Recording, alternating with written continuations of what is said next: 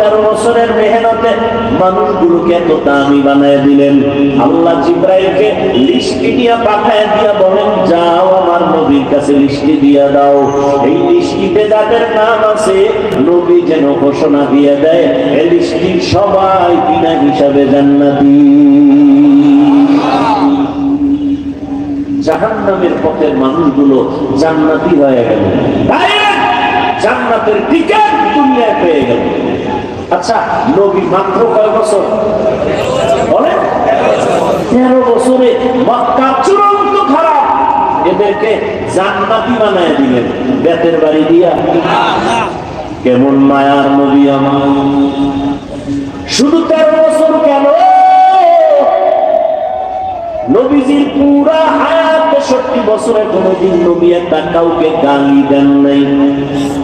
চিন্তা করতে পারেন, হাজার হাজার গালি নবীর সামনে দাঁড়া ইহুদিরা দিতেছে, আমার নবী গালি দিবেন দূরের কথা, হায়াতে কোনদিন একটা গালির জবাবও দেন নাই। আরো আশ্চর্য কথা, কেমন মায়ার নবী আমার! কোনদিন আমার নবী চোখ মোবারক গরম করে কারো দিকে রাগে তাকান নাই। রহমতের নবী মায়ার আদর্শ দেখা বেঈমান কালেমা পড়েছে, নবীর ব্যবহার দেখে দুশমনাইয়া বন্ধু হয়ে গেছে। ইমামুল আউয়ালিন আল আখিরিন বাহরে সাদকা রাহমাতাল লিল আলামিন সাইয়্যিদুল কাউনাইন খাতমুল মুরসালিন আখির আমদ বুদে ফখরুল আউয়ালিন। এর নবীর আশিক উম্মতের দল, কেমন একজন নবী পেয়েছো, ওই নবীরে চিনো নাই রে যুবক। 1000 বছর পরে নবী নাই। ওই যে একটু আগে বলছিলাম শুরুতে, ঈসা নবী চলে গেছেন, আমগো নবী আসছেন, মাঝখানে কোনো মুরব্বী নাই, মন মতো চলিয়া ধ্বংসের পথে গেল। কিন্তু রহমতের নবী, শ্রেষ্ঠ নবী, যার কোনো তুলনা নাই, সেই নবী চলে গেলেন। আজ 1000 বছর হয়ে গেল, এরপরও উম্মত কেন লাইন সারা হয় নাই? এখনো বাংলাদেশের ভেতরে উম্মত আল্লাহর নবীর সুন্নতের জন্য জীবন দিতে তৈয়ার। ফিলিস্তিনে মানুষ রক্ত দিয়ে দিতেছে। এর ব্রিটিশদের আক্রমণ, ইহুদিদের আক্রমণ, ওই স্পেনের ভেতরে এত পরিপূর্ণ আক্রমণ করেছিল, মুসলমানের 800 বছরের শাসনকে ধ্বংস করে দিল। এরপরে ইসলামকে বিদায় করতে কেন পারে না? এর একমাত্র কারণ, ধারাবাহিকভাবে এই জাতি মুরব্বী মানে, ইমাম মানে, এই কারণে চূড়ান্ত ধ্বংস হয় না। আর যারা মুরব্বী মানে না, গিয়ে দেখেন ওদের দুনিয়াও ঠিক নাই, আখিরাতও ঠিক নেই। ভালো করে তদন্ত করেন ভাইরা আমার। 1500 বছর পরে তাকাইয়া দেখো, এই জমিনের ভেতরে মদিনার নবীর আদর্শ মানার কারণে এখনো সম্মান আল্লাহ চোখে দেখায় দিলেন। করোনার সময় স্কুল বন্ধ, কলেজ বন্ধ, চাকরি বন্ধ, ব্যবসা বন্ধ, ট্রেন বন্ধ, ফ্যাক্টরি বন্ধ, সব বন্ধ হয়ে গেল, কিন্তু কোরআনের একটা মাদ্রাসাও বন্ধ হয় নাই। কি বাকি না বাবা? জিন্দেগি মে বন্দগি তু করনা হে, জিন্দেগি মে বন্দগি তু করনা হে, জিন্দেগি মে বন্দগি শर्मिंदा है, जिंदगी में बंदगी शर्मिंदा है। दुनिया में हो दुनिया का तलबगार ना हो, बाजार से गुजर हो खरीदार ना हो। ये दुनिया एक मिसल कागज फूल है,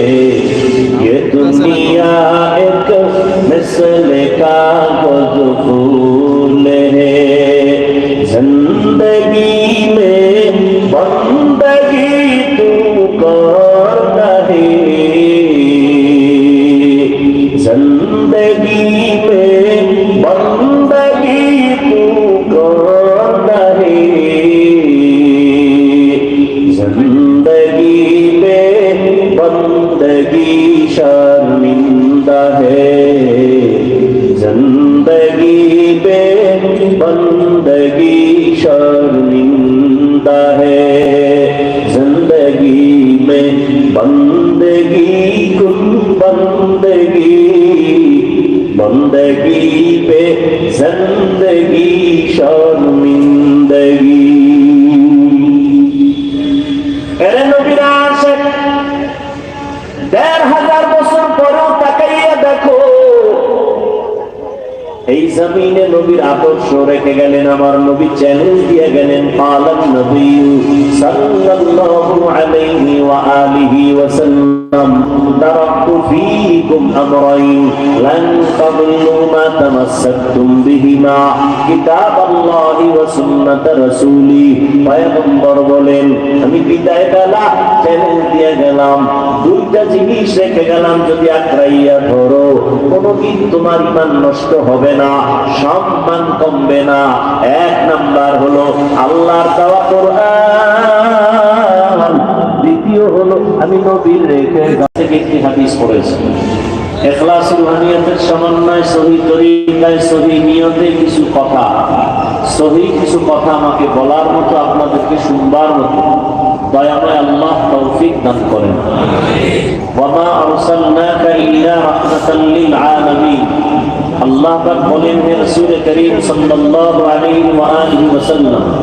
পৃথিবী নামক গ্রহে আমি আপনাকে প্রেরণ করি নাই হ্যাঁ প্রেরণ করেছি জগৎ সমূহের রহমত হিসেবে নবীজি বলেন কুল্লু উম্মতি ইয়াদখুলুনাল জান্নাতা ইল্লা মান আবা সব উম্মত জান্নাতে যাবে শুধুমাত্র যারা আমি মুহাম্মদকে মানে না অস্বীকার করে তারা যাবে না ইল্লা মান আবা সাহাবায়ে কেরামের মধ্য থেকে কেউ প্রশ্ন করলেন হে আল্লাহর রাসূল আপনাকে অস্বীকার করে মানে না তারা কারা قالا নবীজি বললেন মান আতাআনি দাখালাল জান্নাহ যে আমার অনুসরণ করে অনুকরণ করে ইতাআত করে ইত্তেবা করে তারা জান্নাতে যাবে ওয়া মান আসানি ফাকাদ আবা যে আমার বিরোধিতা করে সে জাহান্নামে যাবে আমাকে অস্বীকার করে হাদিসটার দিকে একটু খেয়াল করি নবীজি বললেন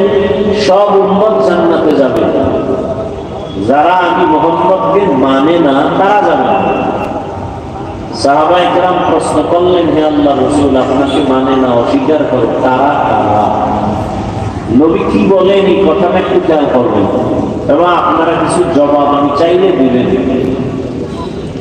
নবীজিকে প্রশ্ন করা হলো নবী আপনাকে অস্বীকার করে তারা কারা নবীজি বললেন যারা আমার অনুসরণ করে তারা জান্নাতি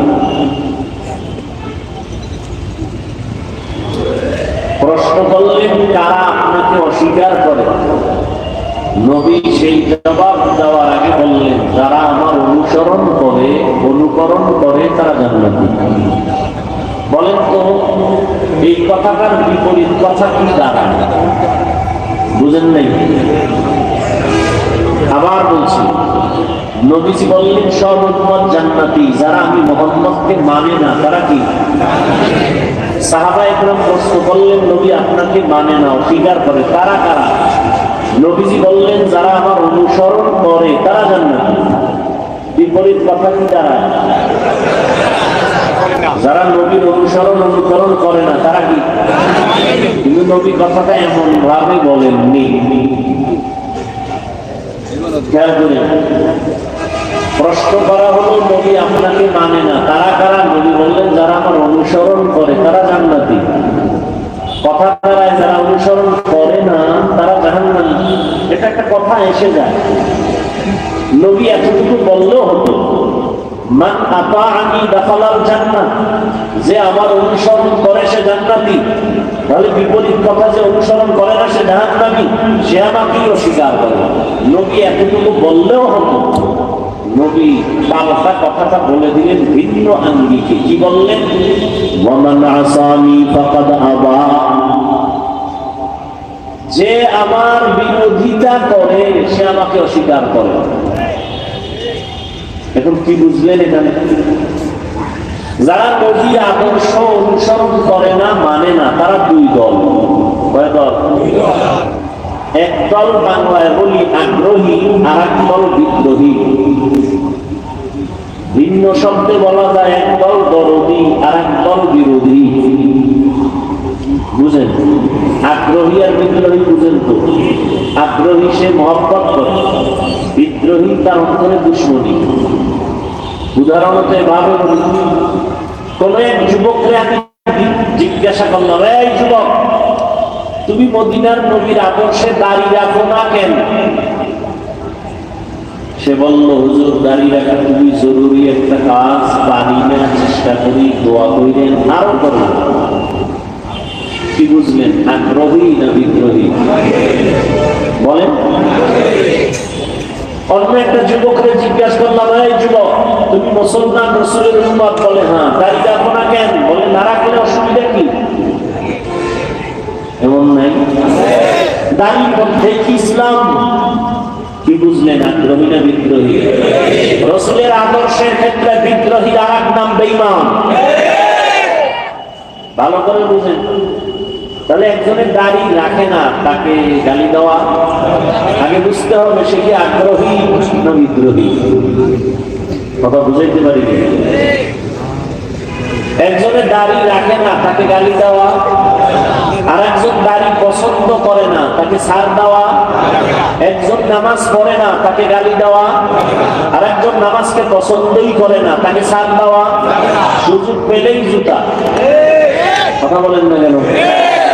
দুইজনের ব্যবধান আছে না নাই? একজন মুমিন আর একজন বেঈমান।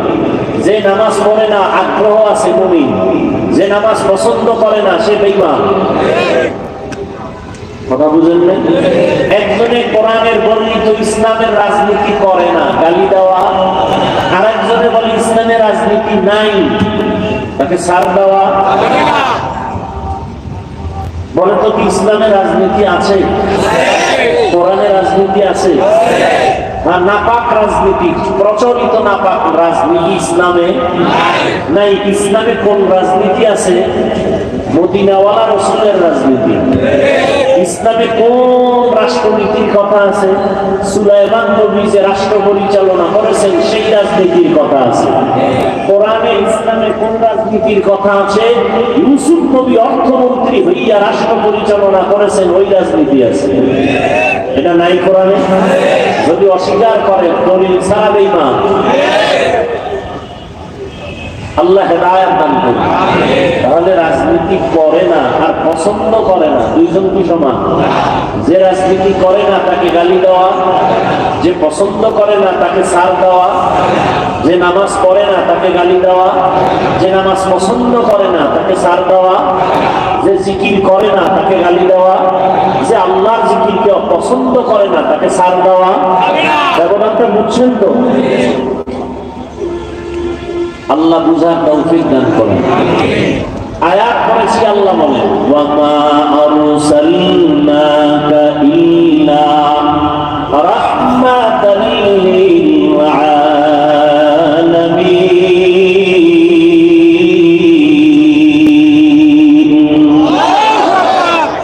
আল্লাহ কি বলেন? হে রাসূল, আমি আপনাকে দুনিয়ায় পাঠাই নাই। হ্যাঁ, পাঠিয়েছি জগৎ সমূহের জন্য রহমত হিসেবে। পাঠাই নাই। আবার বললেন পাঠিয়েছি, ঘুরাইয়া বললেন কেন? ডাইরেক্ট যদি বলতেন নবী আপনাকে রহমত করে পাঠাইলাম, ঘুরাইয়া বলার কারণ আল্লাহ জানায় দিলেন, ও দুনিয়ার মানুষ, তোমাদের প্রেমটাকে খালি করে এই কথাটা অন্তরে বদ্ধমূল করে নাও। আমার নবীর শুরু আর শেষ পুরাটাই হলো রহমত, পুরাটাই রহমত। এই জন্য নবী, আল্লাহ গরম কথা কয়, নবী একটু বেশি নরম কয়। আল্লাহ কি গরম করে? ওয়াল আসর, আসরের শপথ, ইন্নাল ইনসানা লাফি খুসর, সব মানুষগুলো জাহান্নামী। আমেরিকার মানুষ জাহান্নামী, শিক্ষিত মানুষরাও জাহান্নামী, অশিক্ষিত মানুষ জাহান্নামী, আলেম ওলামারাও জাহান্নামী। আল ইনসান আলিফ লাম ইস্তিগরাকি, সব মানুষগুলো জাহান্নামী। কে কয়? জবাব দিয়ে এমনি তুই আওয়াজ রাস্তার পাশে কি যে মুসিবত। ফুটবল খেলার মাঠ আছে, পিটি করার মাঠ আছে, যাত্রার পালার মাঠ আছে, কোরআনের বয়ানের মাঠ নেই। ঠিক কি গালি দিলেন কারে? এই যে ঠিকটা বললেন, কার উপরে ফালাইলেন? ঠিক সরকারের উপর। সরকারের দোষ কি? এটা কোন এলাকা বলেন? পলাশপুরের বাড়িওয়ালারা 2 হাত 4 হাত জায়গা ছেড়ে দিয়ে একটা ঈদের মাঠ বানাইতে পারতো না? কথা বলেন না, পারে না। আর এক বাড়ির ভিতরে দেওয়াল ঢুকায় দেয়, ছাদ ঢুকায় দেয়। সরকারের গাড়ি দেন কেন? নিজের দোষ দেখেন না কেন? এরপরও সরকারেরও কিছু দায় আছে না? আপনাদেরও অন্তর থাকতে হবে। সবাই সম্মিলিত ভাবে একটু সার্ভিল হয়ে যায়। গাড়ি নিয়ে ঢোকার রাস্তা নেই, একজনে সাইডে দিচ্ছে, আরেকজনে বাঁকায় তেরোয় ভিতরে বল বাঁকা করে দিচ্ছে, ওখানে গিয়ে হাত উঠানো যায় না। কিছু বলতে যাবেন, হামলা রূপে মামলা। এইগুলো আমাদের হালাত। একটু জবাব দিয়ে, আওয়াজ দিয়ে কি বলতেছেন শুনি না। ওদিকে আওয়াজ, এদিকে আওয়াজ। কি বলতেছিলাম আমি ভুলে গেছি। আল্লাহ পাক বললেন ওয়াল আসর, আসরের শপথ, সব মানুষ কি বলেন? এবার মানুষের কথা শুনে খুশি? আল্লাহ কয় না, কিন্তু লাগে নামের ব্রেক লাগায় দিয়েছে। বিল্লাহ, কিন্তু সবাই না। ওদিকে রহমতের নবী শুরুতেই দয়ার আওয়াজ দিয়া বলে, কুল্লু উম্মতি ইয়াদখুলুনাল জান্নাহ, সব উম্মতেরা জান্নাতি। নরম নবীর নরম কথা আগে এসে গেছে, কিন্তু এরপরে কন্ট্রোলে আইনা মায়া লাগাইয়া কাছে আইনা কয়, তুই যাইতে পারবি না, কারণ তুই আমার আদর্শ মতো দাঁড়িয়ে রাখো না। তুই যাবি জান্নাতে, তবে তুই একটা বিড়া বাড়া খাইয়া। রহমতের নবী আমার পুরাটাই দয়ার সাগর। এজন্য আল্লাহ বললেন, আমি নবী আপনাকে পাঠাই নাই, পাঠিয়েছি জগৎ সমূহের রহমত করে। কেমন দয়ার নবী আমার, রাহমাতুল লিল আলামিনের তরজমা অনেকে করে উভয় জগতের জন্য রহমত। এই কি হয় কেন আওয়াজ? উভয় জগতের জন্য রহমত। দিলে যেভাবে আছে থাক, শুধু ইকোটা একটু কমাও। আমি তরজমা করেছি জগৎ সমূহের জন্য রহমত। উভয় জগৎ মানে দুই, দুনিয়ার জগৎ, পরকাল জগৎ। আসলে জগৎ তো আরো আছে, রূহের একটা জগৎ আলাদা, মায়ের গর্ভের একটা জগৎ আলাদা, দুনিয়া নামক একটা জগৎ আলাদা, কবর জগৎ আলাদা, হাসর জগৎ আলাদা, জান্নাত ও জাহান্নামের জগৎ আলাদা। এজন্য তরজমা করলাম জগৎ সমূহের জন্য আমার নবী রহমত, রূহের জগতের জন্য আমার নবী আলাদা রহমত, মায়ের গর্ভের জগতের জন্য আমার নবী আলাদা রহমত, দুনিয়ার জগতের জন্য আমার নবী আলাদা রহমত, কবর জগতের জন্য নবী আমার রহমত, হাসর ময়দানের জগতের জন্য নবী রহমত, জান্নাত ও জাহান্নামের জগতের জন্য আমার নবী রহমত। এটা মাঝে মাঝে বুঝে আসে না, জাহান্নামের জন্য নবী রহমত হয় কি করে? প্রত্যেকটার বিষয় ভিন্ন ভিন্ন আলোচনা। রূহের জগতের জন্য নবী কিভাবে রহমত, ভিন্ন আলোচনা। মায়ের গর্ভের জগতের জন্য নবী কিভাবে রহমত, ভিন্ন আলোচনা। কবর জগতের জন্য নবী কিভাবে রহমত, ভিন্ন আলোচনা। হাসরের ময়দানের জগতের জন্য নবী কেমন রহমত, ভিন্ন আলোচনা। জান্নাতের জগৎ আর জাহান্নামের জগতের জন্য নবী কিভাবে রহমত, ভিন্ন আলোচনা। আমি আজকে শুধু দুনিয়ার জগৎ নিয়ে কিভাবে নবী রহমতে নিয়ে কয়েকটা কথা বলে মোনাজাত দিব। দুনিয়ার জগতের জন্য নবী যে রহমত, এটা সমষ্টিগত এক কথায় বলে দিলাম, কিন্তু এখানেও ভাগ আছে। রহমতের নবী মানুষের জন্য আলাদা রহমত, জিনদের জন্য নবী রহমত, পশু পাখির জন্য নবী রহমত, উড়ন্ত পাখিদের জন্য নবী রহমত, সমুদ্রের প্রাণী মাছের জন্য নবী রহমত। আবার এই মানুষের ভেতরে পুরুষের জন্য নবী আলাদা রহমত, নারীর জন্য নবী আলাদা রহমত, বেঈমানের জন্য নবী আলাদা রহমত, মুমিনের জন্য নবী আলাদা রহমত। পুরুষের জন্য নবী যেমন রহমত, নারীদের জন্য আলাদা রহমত। কেমন মায়ার নবী আমার, যেই নবী দুনিয়াতে এমন এক সময় আসছেন, আল্লাহ পাঠিয়েছেন এমন একটা জায়গা পৃথিবীর নিকৃষ্ট খারাপ, সারা দুনিয়ার মানুষগুলো চরিত্রহীন, এর মধ্যে আবার মক্কার মানুষ আরো খারাপ। সারা দুনিয়ার মানুষ এত খারাপ কেন? তাই এদের মাথায় পরিচালনার কোন মুরব্বী ছিল না। নবী নাই, ঈসা নবী নাই, মূসা নবী নাই, কোন মুরব্বী নাই। যে যার মন মতো চলে, যে যার মন মতো চলে, যা বুঝে সেটাকেই প্রাধান্য দেয়। আল্লাহর কসম করে বলি, ওখান থেকে এখানে শিক্ষা নেও। যারা মুরব্বী মানে না, যারা ইমাম মানে না, এরা মরার আগেই দুনিয়া তার ধ্বংসের জীবন হয়ে যায়।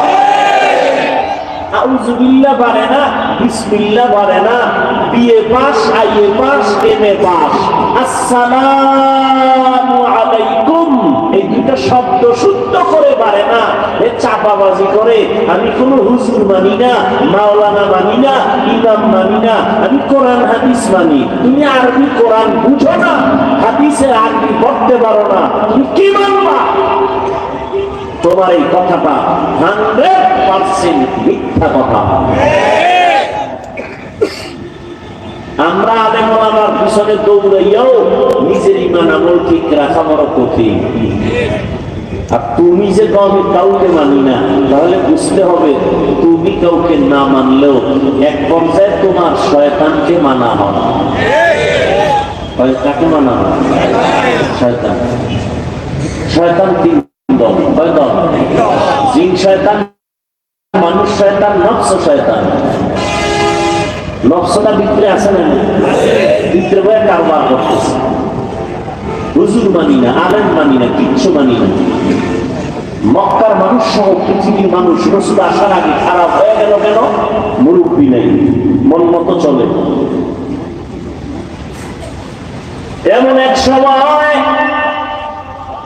আল্লাহ পাক আমার নবী, রহমতের নবীকে মক্কা নগরীতে পাঠালেন, যেই মক্কার মানুষ চূড়ান্ত খারাপ, চরিত্রহীন, লম্পট, এতটাই খারাপ, সারা দুনিয়াতে তাদের মতো খারাপ কোনো মানুষ নেই। সেই জায়গায় আমার এমন এক নবীকে পাঠাইছেন, যে নবীর জিন্দেগিতে কোনো কলঙ্কের দাগ নেই, মহা পবিত্র ব্যক্তি। ঢাকা শহরে বিভিন্ন জায়গায় অপকর্ম হয় না, হয় না? খবর আসছে ওখানে মদের আড্ডা চলে, ওই রাস্তার গলির মধ্যে নারীদেরকে নিয়ে নাচ গান চলে, অর্ধুলাঙ্গ। খবরটা দিল, আলেম ওলামারা মিটিং করলো, কি করা যায়। এলাকার কিছু গণ্যমান্য গাঞ্জা করাছে, বিড়িওটা হুজুরগো কাছেও আসে, এগোটা ভাই ওখানে আগে থেকে খবরটা নাও, তোমরা আগে যাও, আমরা যাইতে পারি না, আমরা বড় হুজুর, ওই জায়গায় গেলে মানুষে কইব বড় হুজুর এখানে আইলো কেমন। আগে পরিবেশ তৈরি করো, এরপর আমরা যাই। যাও তোমরা বিড়ি টাননেওয়ালার একটু আগে যাও। বড় হুজুর ওখানে যাবে না, মানুষ খারাপ বলবে, কথা ঠিক? কিন্তু রহমতের নবী, মক্কা নগরীর মানুষ এত খারাপ, নারী আর পুরুষ উলঙ্গ হইয়া আল্লাহর ঘর বাইতুল্লাহ চতুর্পার্শ্ব তাওয়াফ করে নারী পুরুষ উলঙ্গ। এতটাই তারা খারাপ। এর মধ্যে রহমতের নবীকে আমার আল্লাহ পাঠালেন। আল্লাহ পাকের কুদরত আমাদের বিবেকের বাইরে, কাঁদের কুদরত দারি বরকামান আনতা রব্বি আনতা হাসবি যুল জালাল।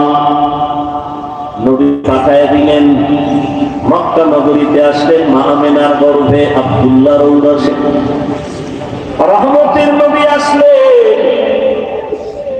নবী আসছেন এমন এক হালাত, দুনিয়াতে আসি একবার বাবার চেহারাটাও দেখতে পারেন নাই। 6 বছরে মা হারায় ফেললেন। বড় অসহায় নবী আমার ইয়তীম, আপনজন আত্মীয় স্বজন সব হয়ে গেল জানের দুশ্মন। রহমতের নবী আমার এখনো নবুয়তের সনদ আল্লাহ কোরআন দেয় নাই। নবী দীর্ঘদিন কারো সাথে কোনো দাওয়াতের কথা বলেন না, এমনি মিলজুল হয়ে কথা বলেন, চলাফেরা করেন, সবাইকে কাছে টানেন, সবার কাছে নবী যান, কথা বলেন সুন্দর। মানুষের মনটা কেমন যেন আকৃষ্ট হয়ে যায়। কেউ নামাজি ভাইরা বেনামাজিরে দেখলে সি সি করে তাড়ায় দেই, তুমি খারাপ আমি ভালো। রহমতের নবী আমার সবার সাথে চলে ফিরে কাছে টানেন, বুকে লাগান। নবীর ব্যবহার ছিল মানুষকে কাছে আনার বড় বুঝি।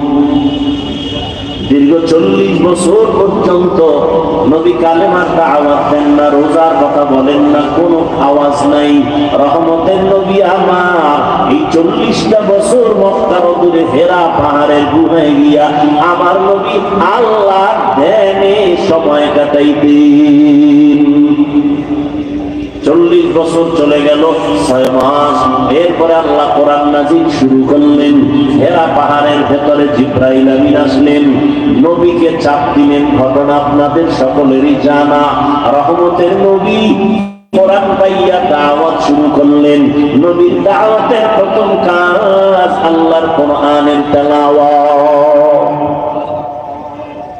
هو الذي بعث في الأميين رسولا منهم يتلو عليهم آياته ويزكيهم ويعلمهم الكتاب والحكمة وإن كانوا من قبل لفي ضلال مبين। আল্লাহ এক নবী বানাইলেন, নবীকে বলেন উম্মি নবী। উম্মি মানে মূর্খ, হ্যাঁ, উম্মি মানে আনপড়। ভিন্ন কারো থেকে নবী পড়েন নাই, সেই অর্থে নবী উম্মি। কেউ যদি তর্জমা করে নবী অক্ষর জ্ঞানহীন, তার মানি হলো মূর্খ। এই তর্জমা করাটা চূড়ান্ত বেয়াদবি। রহমতের নবী আমার দাওয়াত শুরু করেছেন। 40 বছর পরে কোরআন পাইয়া নবী আর ঘুমায় না। নবী দাঁড়ে দাঁড়ে দৌড়ায় দাওয়াত দেন।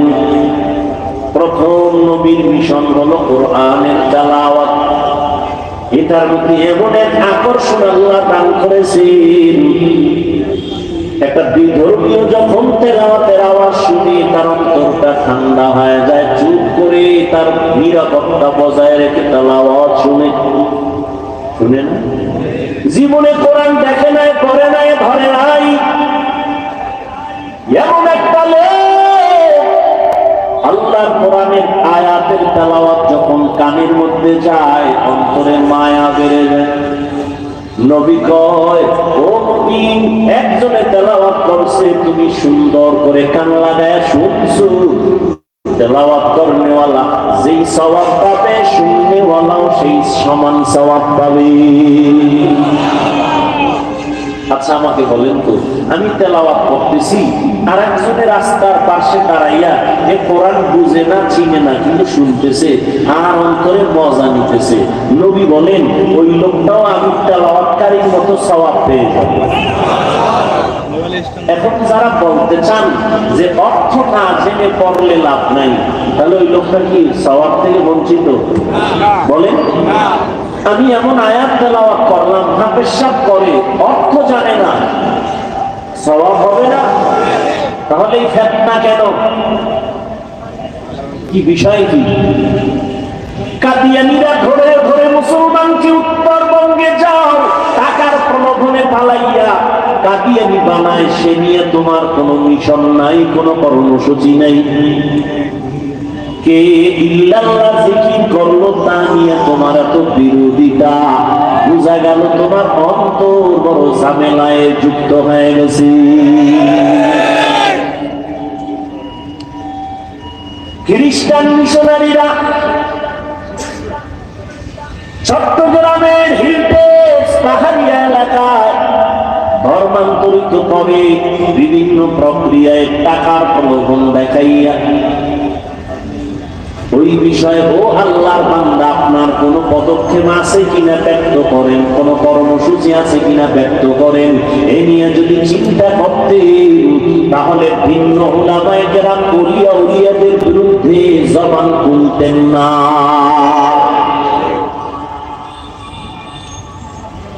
তাবলীগের বিরোধিতা, চরমনায়ের বিরোধিতা, উজানির বিরোধিতা,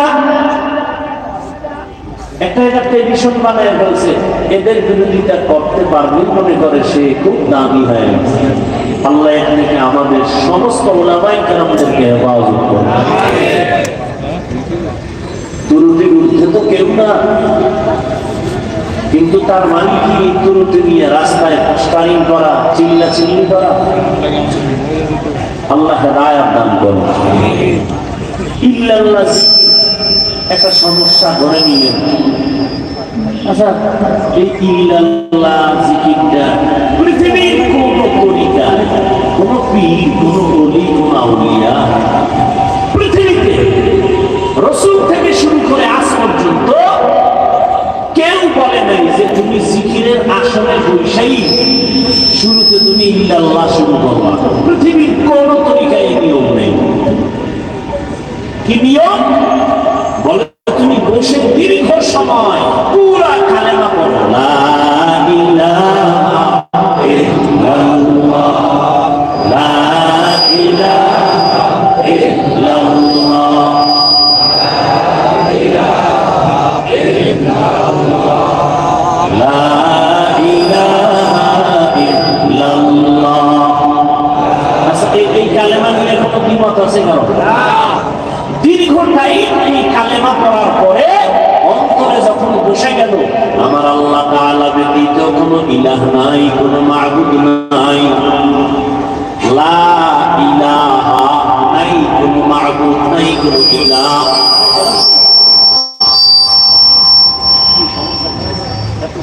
বেশি হলে ফ্যান লাগায় রাখা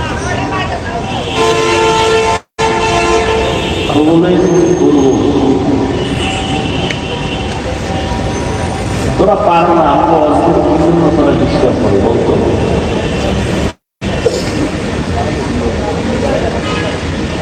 খেয়াল করেননি আপনারা? লা ইলাহা মানে কি?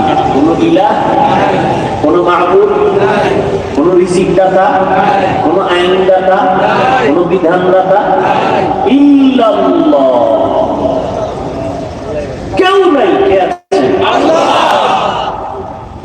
তাহলে একমাত্র আল্লাহই আছেন, কোন ইলাহ নাই আল্লাহ ব্যতীত, তার মানে আল্লাহই আছেন। তাহলে আমি আল্লাহ আছেন, আল্লাহ আছেন, লা ইলাহা শব্দে বুঝায় না, ইল্লাল্লাহ শব্দটায় বুঝায় আল্লাহ আছেন। লা ইলাহা নফি, ইল্লাল্লাহ হলো ইসবাত। লা ইলাহা মানে কোন ইলাহ নাই, ইল্লাল্লাহ মানে আল্লাহই আছেন। কে আছেন? এটা দীর্ঘ টাইম পুরো কালেমাটা পড়ার পরে অন্তরে ধ্যান করলাম, আল্লাহ আর কোনো মাবুদ নাই, একমাত্র আল্লাহই আছেন। এটা অন্তরে বসানোর পরে দীর্ঘ টাইমের পরে এক পর্যায়ে বললাম শুধু ইল্লাল্লাহ ইল্লাল্লাহ ইল্লাল্লাহ, একমাত্র আল্লাহই আছেন, আল্লাহই আছেন, আল্লাহই আছেন, আর কেউ নাই, আর কেউ নাই। কথাটা তো আগেই বলে ফেলেছি। এখন সংক্ষিপ্ত আকারে আমি আমাকে সাধনার রাস্তায় নিয়ে মজবুত অর্জন দিয়া আল্লাহ হাজির ও নাজিরটাকে অন্তরে ঢুকাইলাম। আল্লাহই আছেন, আল্লাহই আছেন, আল্লাহই আছেন। আমি যে এতদিন বলি আমি আছি, আমার বাড়ি, আমার টাকা, আমার ঘর, আমার না, একমাত্র সব কিছু বলে আমার আল্লাহ, আর কেউ না।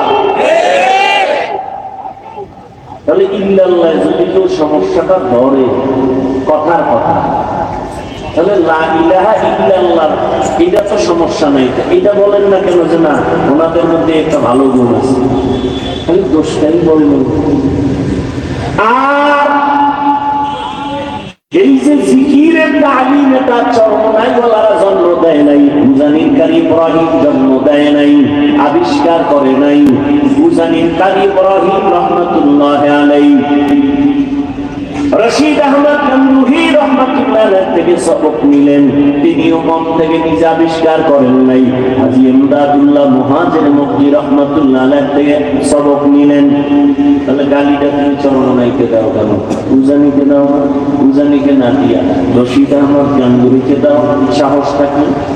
রশিদ আহমদ গাঙ্গুহিকে একটু আগে আবরার সাহেব বলে গেলেন ফতিহুন নাস। ভাইরা আমার, আর এই সমস্ত বিরোধিতার কারণে ইসলামের কি উপকার হয়েছে বলো? হিংসা ছাড়া কিছুই বাড়ে নাই। সালাম ভাইজানেরা দেয় না, আমরা দিলেও সালাম নেই না, এর নাম মুসলমান? হ্যাঁ, আল্লাহ হিদায়াত দান করুন। ওয়া মা আরসালনাকা ইল্লা রাহমাতাল লিল আলামিন। রহমতের নবী আসলেন, মক্কা নগরীর চূড়ান্ত মানুষগুলো রহমতের নবীর মাত্র 13 বছরের মেহনতে এতটা দামি হয়ে গেল। যেই মক্কার মানুষগুলো কন্যাদের অপছন্দ করে, নারীদেরকে অপছন্দ করত, নিজের বাবা হইয়া মেয়েটাকে পাথর চাপা দিয়ে মেরে ফেলতো। মেয়ে পছন্দ করে না। আমাদের সমাজে এখনো কিছু কুলাঙ্গার আছে, কন্যা পছন্দ করে না। কন্যা হইলে স্ত্রীর সাথে ঝগড়া লাগায়, কথা বলে না, রাগ করে। মাইয়া হলো কেন? আচ্ছা, ছেলে হোক মেয়ে হোক, এটা কি স্ত্রীর দোষ? যদি কেউ দোষ আঙ্গুল দেখায় তো স্বামীর দিকে দেখাইতে পারে, স্ত্রীর দিকে দেখাবে কেন? আল্লাহকে কোনো দিকে দেখায় লাভ? ছেলে মেয়ে দেওয়ার মালিককে। তোমরা যে স্লোগান দাও ছেলে হোক মেয়ে হোক দুটোর বেশি না, একটা হলে ভালো হয়, না হইলে আরো ভালো, এই স্লোগান দিয়ে ট্যাবলেট খাইয়া কি পরিমাণ দেশে সন্তান কমছে। সত্য কথাটা বলতে কষ্ট হয়। বাংলাদেশে ট্যাবলেট খাওয়ার পরে জনসংখ্যা কমছে বলেন? এখন কিছু চালাকার করবে হুজুর একটা আমরা বাড়াইছে, আমরা তো মোটামুটি ট্যাবলেট খেয়ে লাইনে। আচ্ছা দেখেন তো প্যান্ডেলের ভিতরে হুজুর বেশি না বিভিন্ন লাইনের মানুষ বেশি? বলেন বিষয় কি? বান্দা চাইলে কিছুই হয় না, আল্লাহ চাইলে সব। নমরুদকে আল্লাহ দিছে, ইব্রাহিমকে আসতে দিবে না, বুঝাইতে পারছে? আল্লাহর সাথে পাল্লা দিয়ে কেউ আগাতে? ফেরাউন চাইলো মুসা নবীকে আসতে দিবে না, আল্লাহ মুসা নবীকে পাঠাইছেন ওই বেঈমানের ঘরে টাকা দিয়ে লালন পালন করায় মুসা নবীরে বড় বানাইলেন। থাপ্পড় লাগায় ফেরাউনের গালের মধ্যে ফেরাউনের একটু উদ্বোধন করায় দিলেন। ওই ফেরাউনের কি টানায় দিলেন মুসা নবীর মাধ্যমে। আল্লাহ চাইলে সব হয়, বান্দা চাইলে কিছুই হয় না।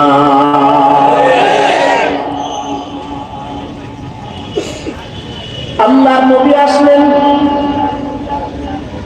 মাত্র 13 বছর, নারীদের সম্মান সর্বোচ্চ দিয়া দিলেন, কন্যাদের হত্যা বন্ধ করায় দিলেন। রহমতের নবী আবার